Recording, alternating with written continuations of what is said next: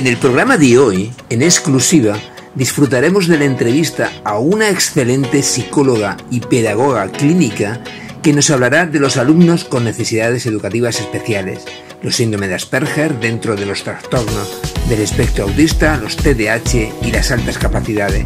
Para mí es un honor que Laura González Fernández, trabajadora de ISEP Clinic en Granada, se haya ofrecido a responder a mis preguntas. 1. Toda la formación y educación del hombre, desde que es niño, descansa en un acuerdo sobre lo que está permitido y lo que está prohibido. Nuestra cultura, la civilización que nos ha domesticado, intenta modular, reprimir y ocultar al ser que todos tenemos dentro. Pero por desgracia, en la infancia y la adolescencia, el grupo aísla a los que son diferentes y, lo que es peor, los responsables de ellos, los profesores, aquellos que muchos de ellos no están adecuadamente formados, se comportan igual.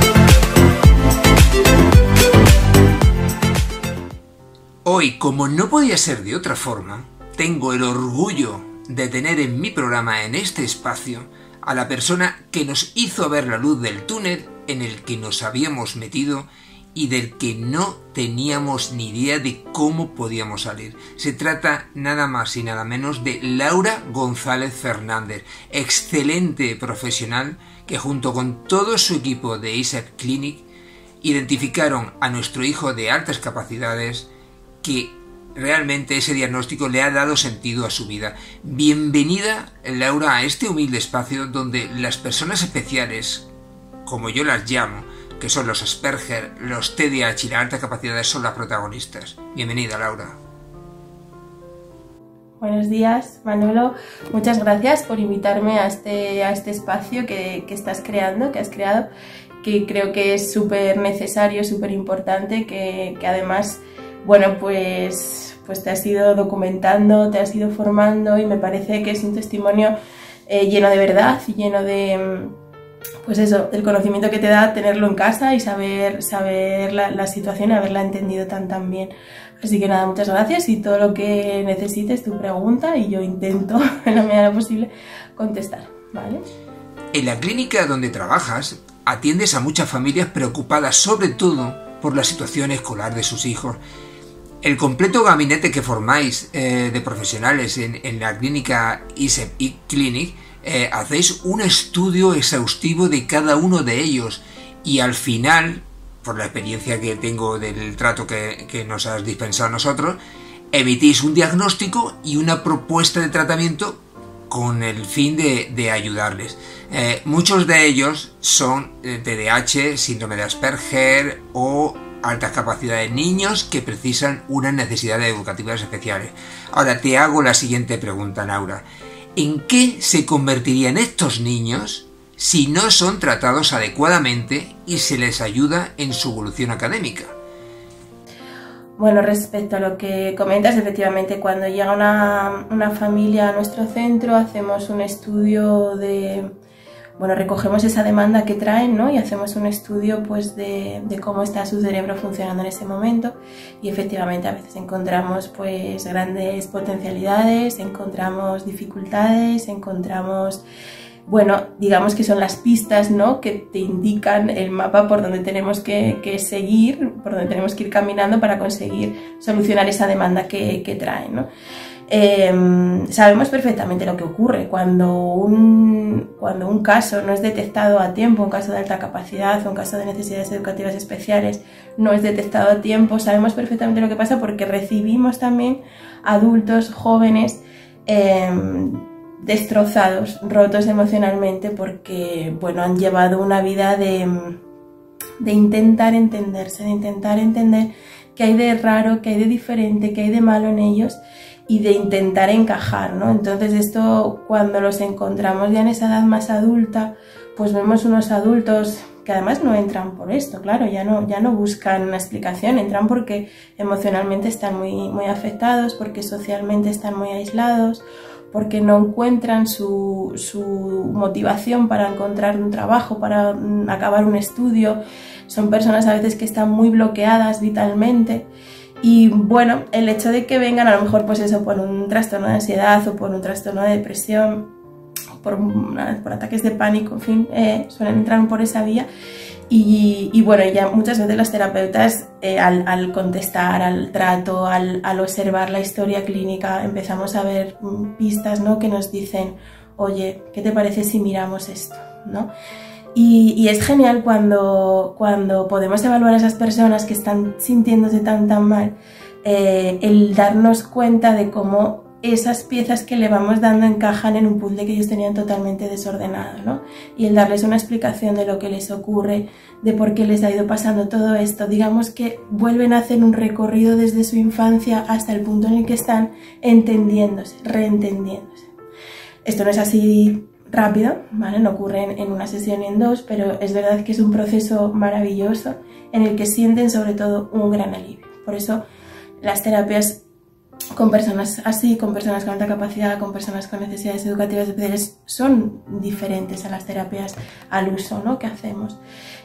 Muy importante ahí el ojo del evaluador, el ojo de esa primera persona que te ve y que intenta dar una explicación a lo que te está ocurriendo. Yo puedo coger y trabajarte los síntomas, y si vienes con ansiedad, trabajar la relajación, y si vienes con pensamientos, trabajar esas distorsiones, pero si efectivamente tú has elaborado desde pequeño una creencia sobre ti mismo, sobre quién eres para el mundo, eso va a seguir ahí. Y hay piezas, digamos, pues que no acabas de entender, ¿no? Entonces es muy importante esa buena evaluación, ese buen diagnóstico desde el inicio, ¿no?, de cualquier tratamiento, que cuando uno vaya a un profesional de la salud tenga la seguridad de que le está ayudando, ¿vale? Y lo note. Yo creo que eso es muy importante. Y cuando algo no funcione, cuando algo no vaya bien, cuando un tratamiento no avance, que se replanteen las hipótesis, porque a veces es verdad que uno también se puede equivocar o no haber tenido en cuenta determinadas variables, y esto evidentemente afecta mucho al tratamiento que se lleve a cabo. Cuando alguien dice que tienes un niño superdotado, todos los que están alrededor piensan que tienes mucha suerte, que es un niño sobresaliente, que la vida le ha regalado ese don, que tienes mucha suerte por tener un hijo así. Y tú, Laura, ¿qué opinas del erróneo concepto que tiene la sociedad sobre estos niños?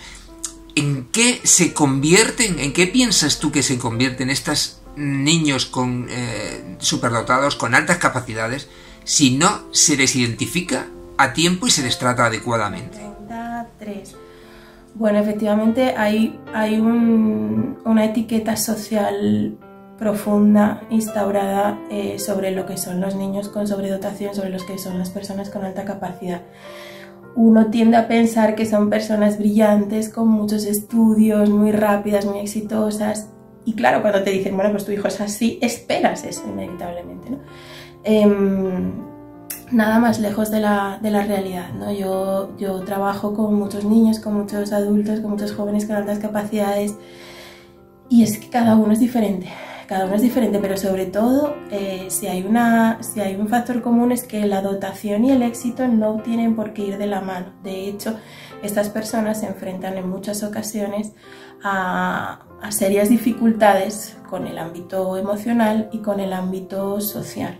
Digamos que estos son los talones de Aquiles, a sabiendas de que también hay adultos, personas de todas las edades, que llevan bien esto. Es decir, no todos tienen por qué llevar como ese sufrimiento intrínseco, ¿no? Pero bueno, todo depende de qué tengo yo en mi cabeza. Hay personas que por su naturaleza tienen muy buena inteligencia emocional, hay personas que tienen un liderazgo intrínseco, entonces esas personas evidentemente no van a tener problemas a la hora de socializar o de gestionar sus emociones. Pero hay otras personas que lo que tienen muy elevado es su creatividad o es su razonamiento visoespacial. Entonces esas personas, a lo mejor, si no tienen, digamos, todo el conjunto equilibrado, pues pueden empezar a notar desequilibrios en alguna de esas áreas, ¿no? Y ahí es cuando encontramos, pues claro, serias dificultades. No porque estas personas sean más débiles o tengan unas características emocionales o sociales diferentes al resto, sino porque su componente cognitivo, hablo de la sobredotación, de la alta capacidad, es diferente. digamos que va por delante de su edad cronológica. Entonces la potencia que tienen para pensar miedos, para pensar posibles peligros, para pensar escenarios aterradores, es mucho más grande y mucho más nítida, y por tanto genera unas emociones también mucho más profundas. Siempre pongo el mismo ejemplo, pero que creo que es muy gráfico, ¿no? Si imaginamos un niño con 11 y medio que tiene miedo a las arañas, ¿vale? Por la noche piensa que le van a venir a picar una araña, ¿vale? Y a lo mejor le quita el sueño y está ahí intranquilo y no puede dormir. Si tenemos un niño con alta capacidad, y especialmente estos niños tan creativos, ¿no? que ves estos dibujos que son creatividad con piernas, pues tiene este mismo miedo a las arañas, va a pensar que esta araña va a venir, le va a picar, pero que él se va a convertir en araña, que se va a comer a toda su familia, que todos se van a convertir en arañas, que van a gobernar. Claro, la emoción que genera eso es totalmente diferente a la del otro niño. Entonces, no es que estos niños tengan una debilidad emocional, unas características especiales que le hagan sentirlo todo más, sino que su componente cognitivo va mucho más allá. Es capaz de generar muchas más emociones positivas en algunos casos y negativas en otros, en todos. Por eso estos niños a veces, insisto, sin generalizar, podemos encontrar esos extremos, ¿no? De padres que me vienen diciendo, bueno, es que a lo mejor está eufórico y pasa cualquier cosa en el parque, un niño que le roza, una cosa que no sale, cambiamos de planes y ¡boom!, se vuelve al lado contrario, ¿no? Se pone triste, se pone enfadado, explota. Bueno, esto es lo que tenemos que conocer. Tener muy claras cuáles son las características de mi hijo en cuanto a lo cognitivo, en cuanto a lo emocional, en cuanto a lo social, y luego cuando yo identifico esos puntos débiles, intentar potenciarlos, darles estrategias para llevar esto de la mejor manera, ¿no? Y normalmente suele ser esa parte, insisto, social, emocional, la que a veces nos da más guerra. Entonces, como sociedad, ¿qué tenemos que entender? Que estos niños no son algo muy diferente a los demás, es una característica la que tienen, que es que cognitivamente tienen más facilidades para algunos temas, pero después van a tener que pasar por las mismas dificultades y por los mismos errores, incluso en muchos sentidos con muchas más trabas, porque su cabeza se las está generando, ¿no? Entonces, bueno, yo creo que ahora lo que tenemos que hacer es quitarnos etiquetas, quitarnos esas creencias erróneas de que los niños con altas capacidades son, bueno, no, las personas con altas capacidades pueden ser de muchas formas, ¿no? Y es verdad que el hecho de que no esté legislado, ni siquiera teóricamente se han puesto de acuerdo los científicos en qué son las altas capacidades, en cómo medir las altas capacidades, y por supuesto legislativamente no hay una ley demasiado clara, y este tema de las competencias hace que todavía sea más difícil articular medidas básicas para identificar y para trabajar con ellos. Pues todo esto son herramientas que faltan, y que evidentemente si no se consiguen, continúa esa creencia errónea de lo que son las altas capacidades, ¿no? Que va unido pues a este niño empollón, o a este niño muy listo, o a esta persona muy brillante. Y insisto, y las estadísticas aquí lo dicen, ¿no? Y tú en algún vídeo lo estuviste comentando, son muy pocos los que alcanzan el éxito académico y son muchos los que están fracasando escolar y vitalmente, porque no se ha dado respuesta a ello y porque ni siquiera ellos mismos han dado respuesta a sus necesidades. Entonces, evidentemente yo creo que van pensando pues que algo malo hay en ellos y no acaban de dar, ¿no? Y van pasando por una serie de profesionales, de médicos, de psicólogos, de psiquiatras, y no acaban de entenderse, ¿no? No acaban de dar con la tecla. Entonces, bueno, muy importante que a nivel social nos quitemos esas gafas de ver las cosas a través de etiquetas y nos fijemos en lo que hay realmente, ¿no? En que cada persona es diferente, y estas personas pues a través de su diferencia pueden ser maravillosas, pero deben de ser atendidas no solo pues a nivel clínico, a nivel psicológico, sino también a nivel estructural. Tienen que estar detectadas en un sistema educativo, tienen que estar sus maestros, sus profesores formados para atender a estas necesidades, y entonces es cuando el talento y el éxito académico puede ir de la mano. Si no, va a ser muy complicado. Desde luego, Laura, es importantísimo concienciar a la población de las dificultades que tienen estas personas y que no olvidemos nunca que más del 50% de las altas capacidades y un alto porcentaje, muy alto, de TDAH o síndrome de Asperger terminan en fracaso escolar. Pero hablando de este tema y refiriéndonos a otra parte, ¿crees tú que el profesorado, incluyo también los jefes de estudio, tutores, directores, están preparados para afrontar el reto de formar a estos niños? ¿Crees que son parte responsable de este fracaso escolar por su mala preparación? Muy relacionado con lo que hablábamos antes, evidentemente, hoy en día en nuestro país y otros países de nuestro entorno no estamos preparados, ¿no? Esto que hablábamos, esa no formación, ese no ponernos de acuerdo en cómo vamos a identificar, cómo vamos a medir, qué profesionales pueden detectar, con qué herramientas, que no es una conversación muy complicada desde donde yo la enfoco, ¿vale? Simplemente sería pues unir a esos expertos en torno a un congreso, en torno a una mesa donde podamos sentarnos, definir cuáles son las mejores herramientas, que no son muy complicadas, insisto, porque los niños con alta capacidad, hombre, hay casos y casos, ¿no? Cuando hay una comorbilidad, cuando hay una afectación emocional muy potente, es verdad que hay casos que son difíciles de detectar, pero en la gran mayoría, escuchando la historia, viendo con el trato con el niño, con unas cuantas pruebecitas bien baremadas, bien actualizadas a la media, es bastante fácil hacer un buen diagnóstico, ¿no? Y en torno a eso elaborar una propuesta educativa. Entonces, esto que no parece muy complicado, ¿por qué no se está haciendo en el sistema educativo actual? Bueno, pues primeramente por este tema, ¿no? Por la falta de consenso, tanto a nivel científico como a nivel legislativo. Y después, efectivamente, se han hecho como una serie de protocolos por cada comunidad, que es un poco locura también cuando un niño se va, cambia de comunidad, cambia todo, cuando cambia de colegio, cambia todo.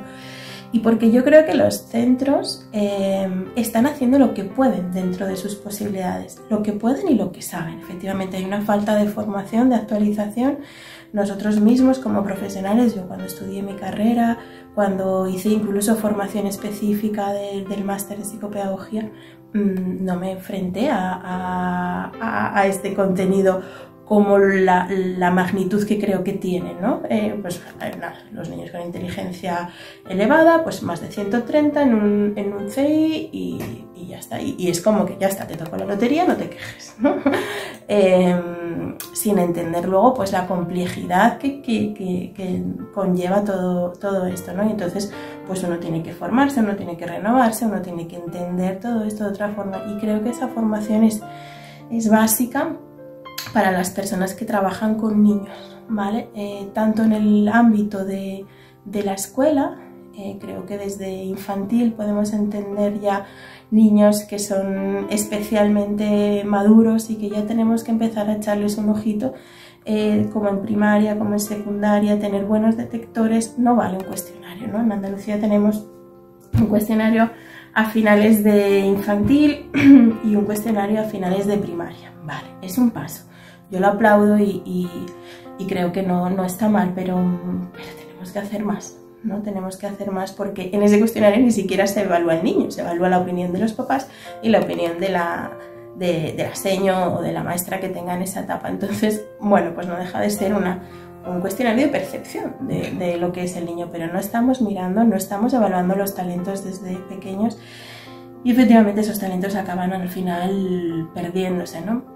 Entonces, muy importante la formación en la detección y luego, una vez que tenemos una detección, por favor, sea privada, sea pública, es decir, una vez que tenemos unas herramientas que todos sabemos cuáles son, bien baremadas, bien aplicadas y con unos resultados claros, vamos a dejarnos del a mí no me lo parece, es que yo en clase veo otra cosa. O sea, yo con las opiniones de verdad creo que hay que tener pruebas, ¿no? Entonces, una vez que tenemos una detección, vamos a trabajar sobre ella. Vale, este niño es así, tiene estas características, tiene estos talentos, tiene estas motivaciones y tiene estas dificultades, tiene esta poca motivación o tiene esta falta de atención o tiene lo que sea, Bueno, pues con esto yo tengo que educar, tengo que enseñar, y creo que aquí sí que es cierto que los maestros están haciendo todo lo que está en su mano, se están formando muchos de ellos de manera particular, de manera personal, porque forma parte de su vocación, pero desde la estructura, desde la organización se está facilitando muy poco que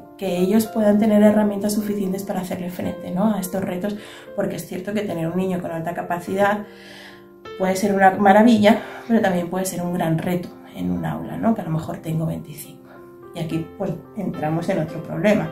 Unas ratios infinitas que tenemos en este país, pues es muy complicado que yo lleve a cabo una ley educativa que favorece la inclusión y que teóricamente está muy bien, pero que es imposible de aplicar si no tiene herramientas, si no tiene recursos y sobre todo si no bajamos esas grandes ratios que es imposible atender a 25 niños tal y como se plantea tal y como se legisla, atendiendo a las necesidades de cada uno, sacando el mayor potencial de cada uno.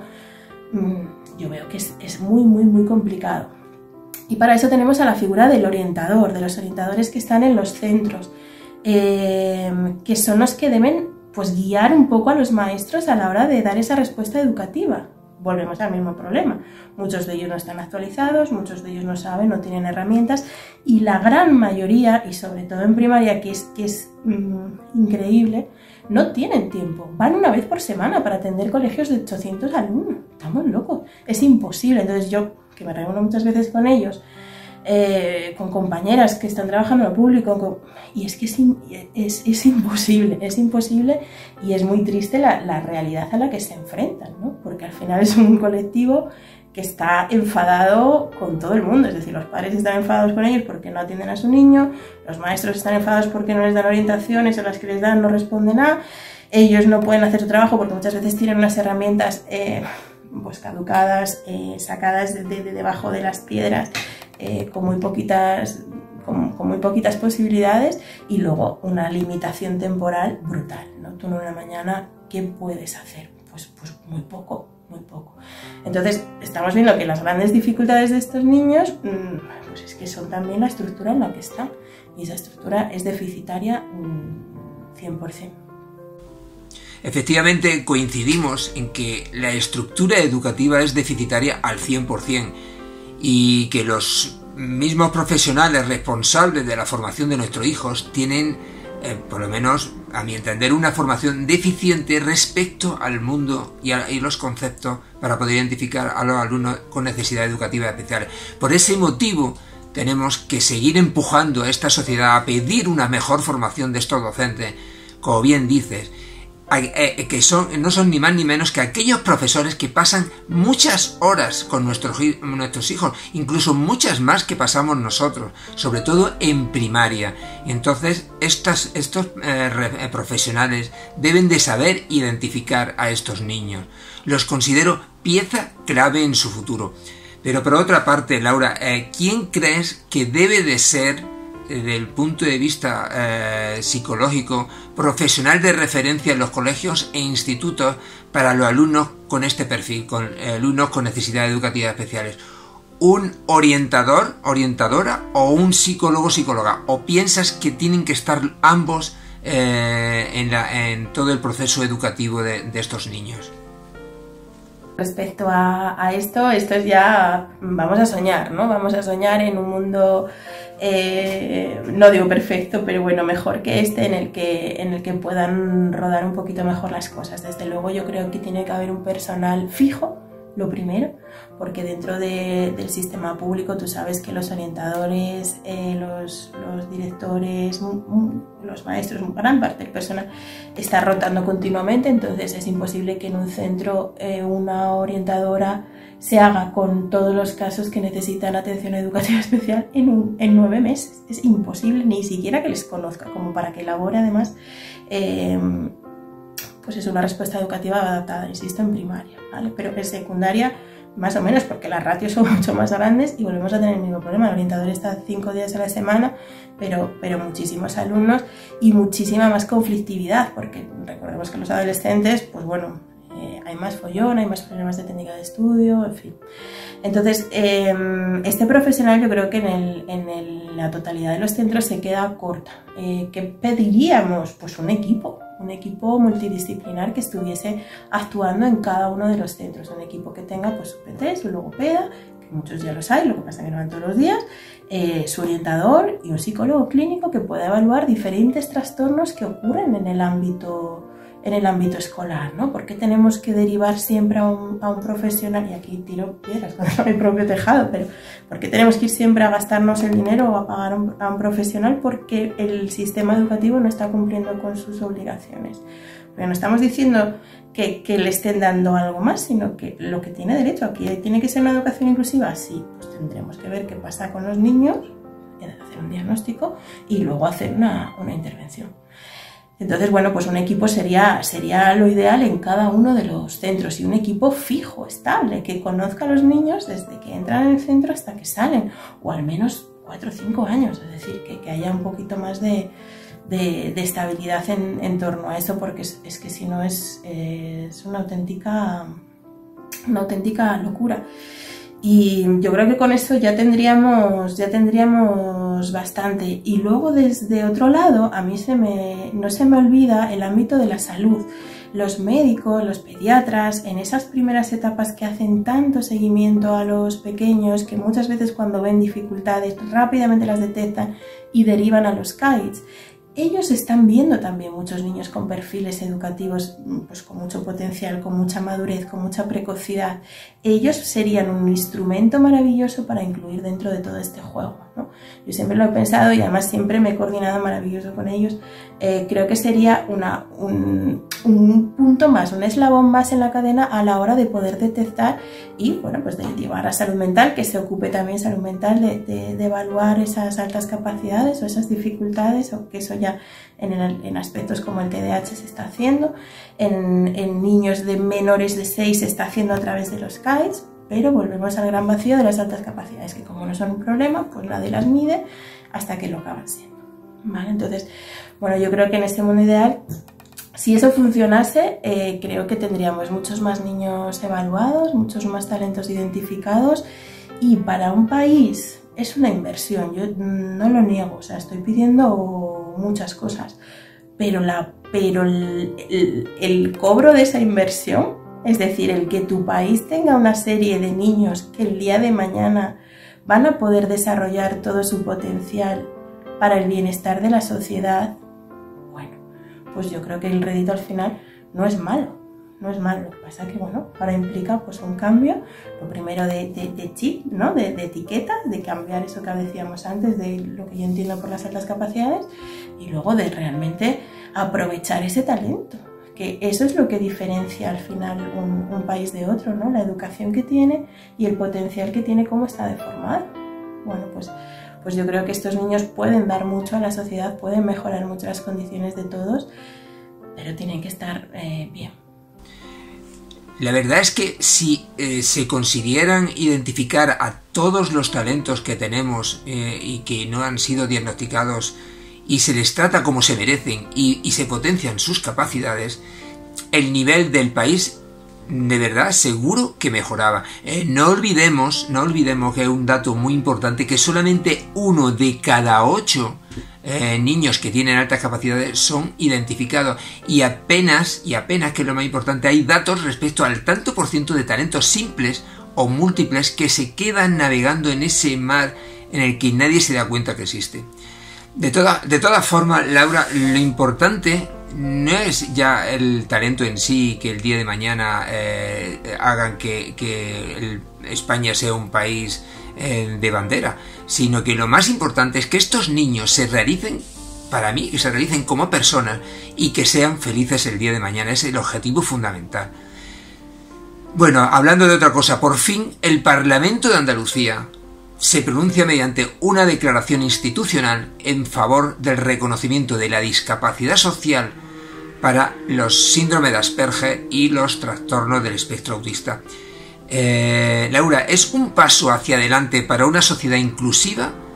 No solamente para el síndrome de Asperger, sino abrir el paso también para los TDAH y las altas capacidades, incluso la misma dislexia, o para que tengan el trato que se merecen tanto en la etapa académica como en la social y laboral. ¿Qué piensas al respecto, Laura? Bueno, respecto a esta última noticia, ¿no?, que salió hace unas semanas, es verdad que no me he podido leer todo el texto, pero bueno, me parece siempre una gran noticia, ¿no?, que el Parlamento pues haya recogido ese diagnóstico y articule las medidas oportunas, aparezca el tema de la discapacidad social, que es, bueno, yo creo que es un paso muy grande hacia adelante, ¿vale? Lo miro con una alegría comedida, porque luego, claro, hay que ver la articulación de todo esto. Es decir, pues bueno, estamos de acuerdo con que estas personas con TEA, con autismo, puedan pedir esa discapacidad social, pero ¿quién va a medir esto? ¿Cómo lo van a medir? ¿Qué va a implicar esto? ¿Va a haber recursos para hacerlo efectivamente? En fin, pues lo que pasa muchas veces con todas las leyes, ¿no? Entonces, bueno, vamos a seguir muy atentos el desarrollo, pero en principio a mí que me parece maravilloso, ¿no?, que de esto se hable en el Parlamento, creo que es importante y creo que nos abre camino también a otras dificultades, a otros trastornos que están cero visualizados, ¿no?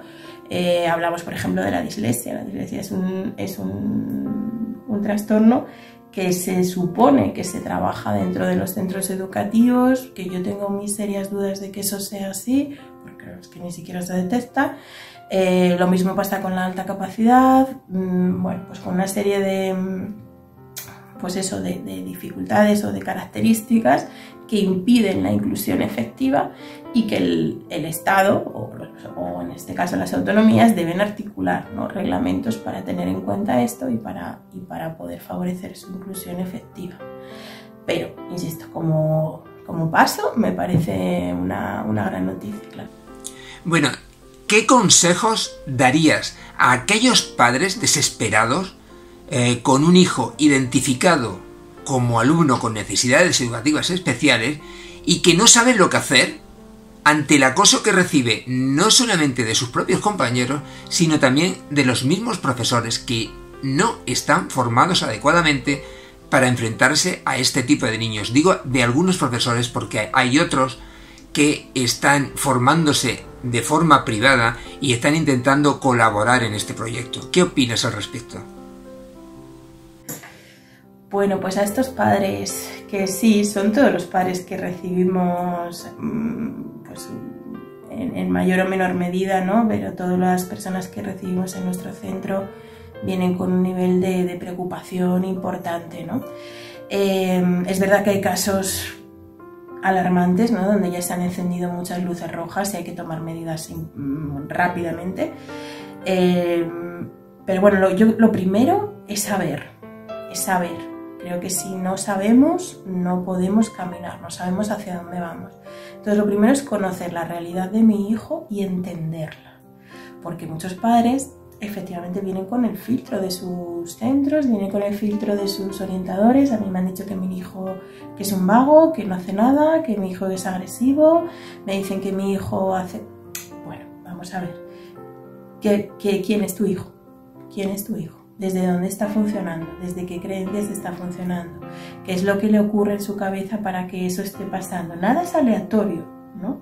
Entonces ninguna respuesta va a ser aleatoria. Una respuesta educativa o una respuesta terapéutica ajustada tiene que ser con ese conocimiento. Entonces lo primero, entender la situación en la que está mi hijo, que un profesional, que un equipo, que alguien me dé una explicación real de lo que ocurre y que a mí me encaje, porque las madres, los padres tienen un instinto que no tienen evidentemente los maestros ni tienen los orientadores porque no son sus hijos, para cuando reciben una información de sus hijos creérsela más o creérsela menos, ¿no? Entonces a mí a veces me vienen los papás, más allá insisto, del amor y de todo lo que puedan sentir, ¿no? Pero a veces me dicen, es que yo creo que hay algo más, ¿no? Hay algo que no acabo de entender en él, hay algo que... Bueno, pues ese es un gran detector para mí cuando hacemos una historia, ¿no? Porque me está diciendo, está detectando algo raro, está detectando algo y no sabe poner un nombre porque no tiene por qué saberlo, no tiene por qué dedicarse a esto, ¿no? Vale, una vez que tenemos el conocimiento, una vez que sabemos, vamos a buscar las ayudas necesarias. Las ayudas necesarias pueden darse en el contexto en el que están. Y yo siempre apuesto por, mira, si podemos mantener el centro en el que estamos, mantengámonos. Si podemos mover las menores coordenadas, las menores variables, mantengamos. Ahora, si yo veo un muro, es que a este crío lo tienen etiquetado, le han puesto un muro a su alrededor y nada va a funcionar. Pero yo voy con los informes a los centros y les explico, mira, a este chico le pasa esto, lo otro, y me encuentro que es que no solo a veces ni nos reciben, o cuando nos reciben, pues hay otras realidades, a veces no, a veces nos aporta muchísimo esa información para la propia intervención. Bueno, si yo veo que ahí no hay donde conseguir esa ayuda que necesita ese niño, yo recomiendo evidentemente un cambio de centro, un cambio de coordenadas, ¿no? Entonces, bueno, pues eso, digamos que son los pasos, ¿no? Tener bien claro qué es lo que pasa, ¿vale? Aliviarme a mí también como madre, como padre, el tener esa información, que yo creo que muchos papás vienen tan perdidos y vienen con tantas opiniones y vienen con tanto estrés que no tienen claro en su cabeza qué es lo que tienen que hacer. Entonces, tener esa claridad a través de ese conocimiento y luego ir tomando pasos para que esas respuestas vayan ocurriendo, sea una dificultad educativa, sea una alta capacidad, sea un problema de conducta, tiene que haber una articulación de una respuesta y yo tengo que pedirla, no como un favor, sino como algo que le estoy recordando lo que tiene que cumplirse en la legislación. Si no se puede, porque no hay medios, porque ya hay una situación muy conflictiva, muy cronificada, porque lo que sea, vamos a cambiar. Lo importante aquí es el bienestar del niño, ¿vale? Entonces, bueno, con esos pasos yo creo que más o menos los papás van sintiendo un poco de alivio, ¿no? Y un poquito de luz.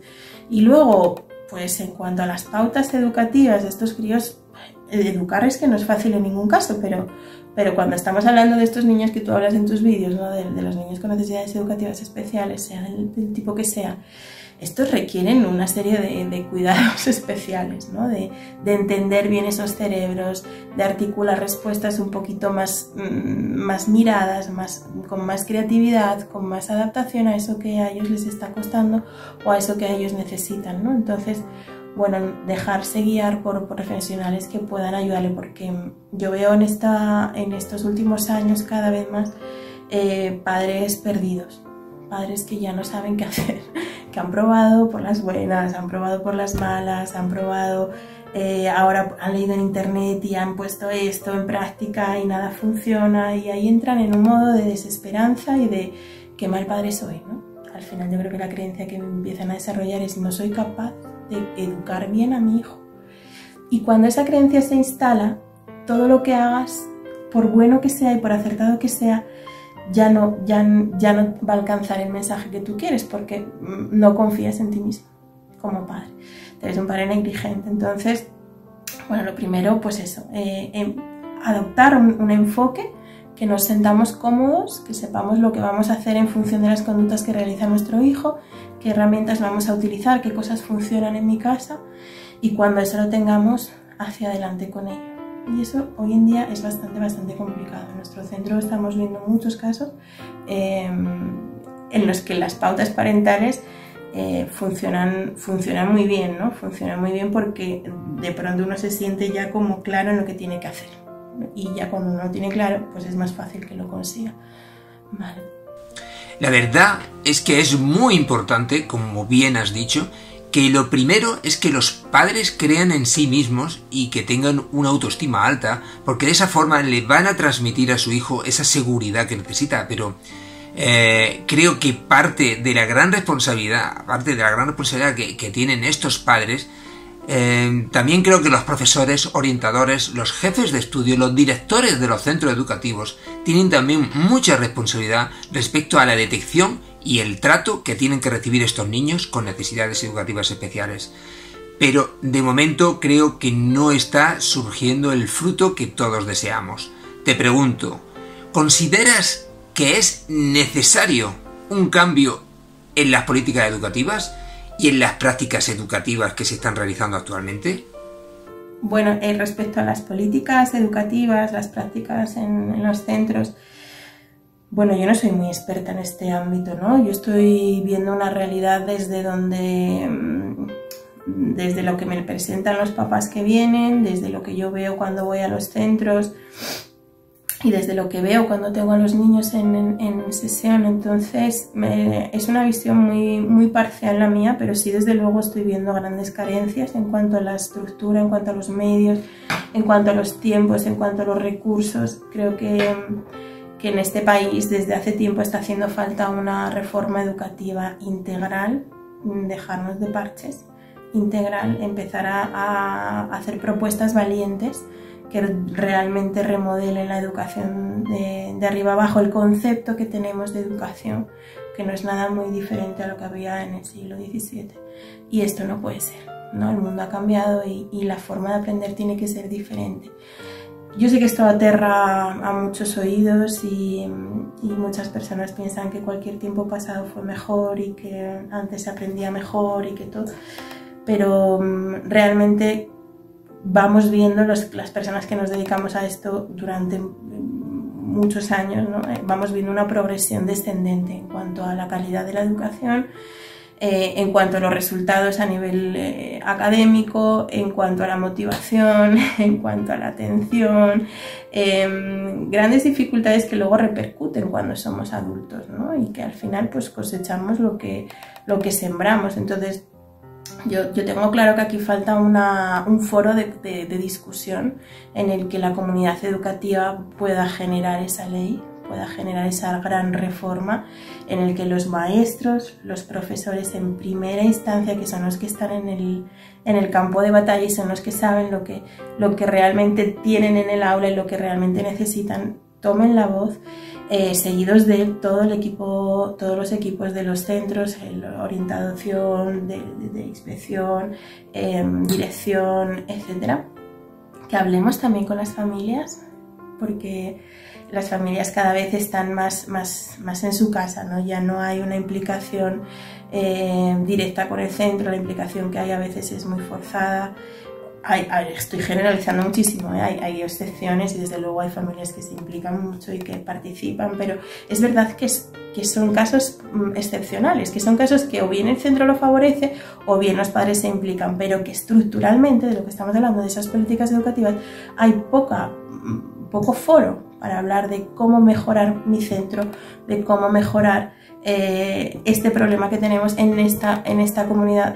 No hay esta discusión. Entonces, si no hay discusión, al final son expertos que están en no se sabe dónde, tomando nota desde no se sabe qué sistemas y tomando decisiones que afectan a personas que están muy alejadas de eso. Entonces yo creo que esa desconexión, esa falta de comunicación provoca que las nuevas reformas educativas, pues eso, sean parchecitos muy pequeños, a pequeños problemas, pero realmente no garantizan un cambio que yo creo que es lo que necesita esta ley. Y lo primero, pues es eso, es poner de acuerdo a todas las partes, ¿no? A todas las partes, sentarnos, los alumnos, qué necesidades hay, qué está ocurriendo, y luego la sociedad, es decir, qué demanda la sociedad, qué valores necesitamos para que las cosas vayan a mejor, y articular la política educativa en torno a las demás políticas que yo tengo en mi país, ¿no? Pues si yo voy a favorecer la industria, si yo voy a favorecer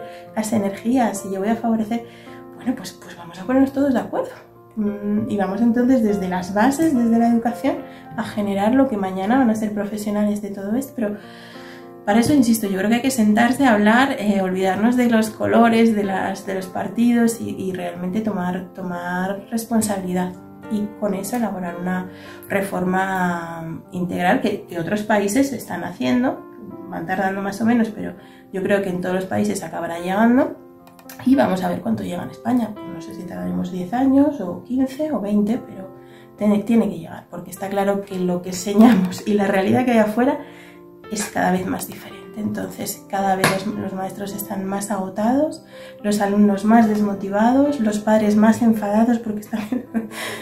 y bueno, pues es una pequeña olla a presión. Insisto, estoy dando una visión un poco negativa porque sé que hay experiencias y sé que hay otras realidades en las que todo está funcionando un poco mejor, pero bueno, sí que la estructura creo que es muy mejorable. Vale.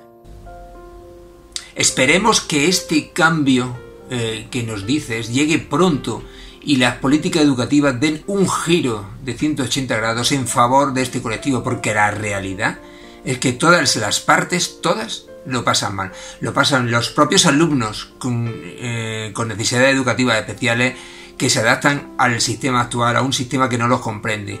Lo pasan mal los profesores que debido a muchos al desconocimiento de estos perfiles o al gran volumen que tienen en las aulas, tienen que enfrentarse con solvencia ante este reto, ante alumnos que son realmente complicados y que precisan aulas de 5 o 6 niños, aulas pequeñitas.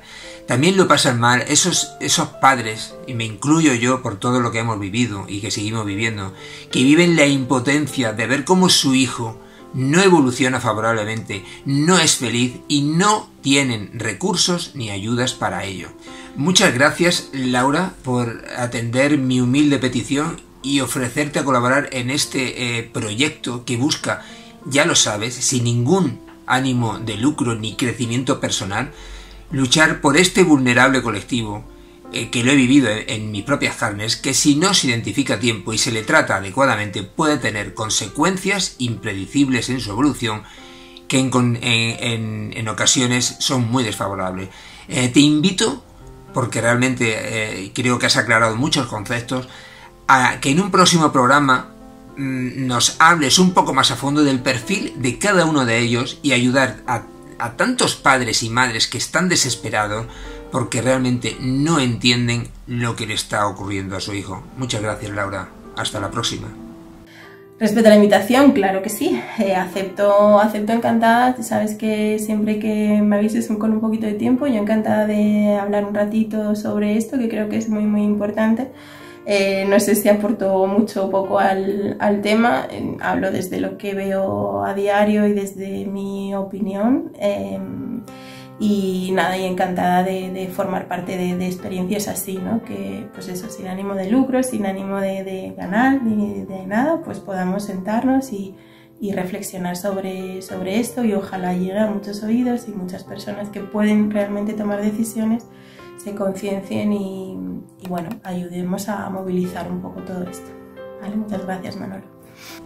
Y a ti, que estás viendo este programa, que tienes un hijo con necesidades educativas especiales, un síndrome de Asperger, un TDAH, unas altas capacidades, o a ti, que eres adulto, que has sufrido en tus carnes esa discriminación escolar, ese acoso y estar fuera y el sentirse fuera de lugar. Por favor, ayuda a este proyecto, suscríbete al canal y dale a like para que la gente se anime y aunemos todos nuestros esfuerzos en pos de conseguir no solamente un presente para este tipo de perfiles y personas, sino que conseguir un futuro y una sociedad mucho más acorde a lo que realmente se merecen. Hasta la próxima.